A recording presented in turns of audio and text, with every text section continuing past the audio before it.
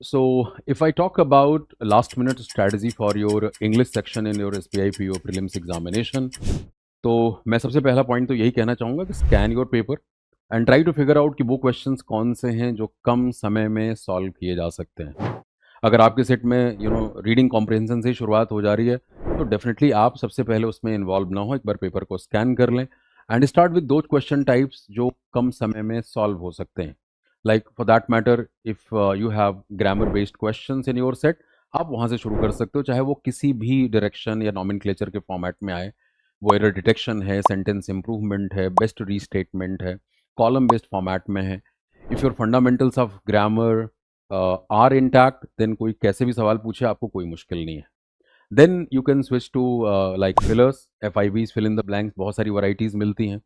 Elimination technique बहुत हद तक काम करती है। उसी का बड़ा भाई है क्लोज टेस्ट, और इन दोनों टॉपिक्स का अच्छा खासा वेटेज हमें एग्जाम में मिलता है, 30 से 40% के आसपास। Then you can approach these question types.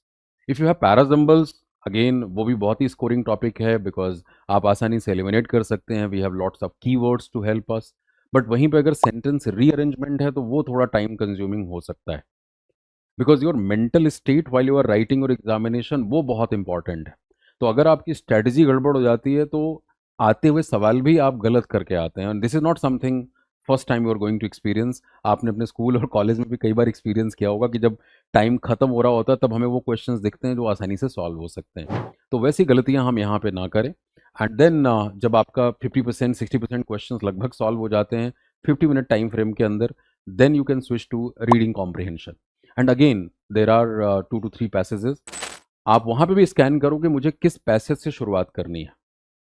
अगर कोई पैसेज इस तरीके का है जो फिलॉसफी बेस्ड है, या देर इज इंटरडिसिप्लिनरी अप्रोच, खिचड़ी दिख रही है वहाँ पे, थोड़ा समझना आपके लिए मुश्किल है, या वो पैसेज जिसमें इनडायरेक्ट क्वेश्चंस ज़्यादा हैं, like inference based question, a suitable title, something like that, तो उन सेट से आपको बचना है। पहले उनको आप सॉल्व करो जिसमें क्वेश्चन आपको दिख रहे हैं कि हाँ थोड़े डायरेक्ट हैं या एप्लीकेशन बेस्ड हैं, चाहे वो कुछ बोल्ड करके टैलिसाइज करके वो आपको पूछ रहे हैं, या उस पर्टिकुलर पैसेज का जो बैकग्राउंड है वो इजी टू अंडरस्टैंड है।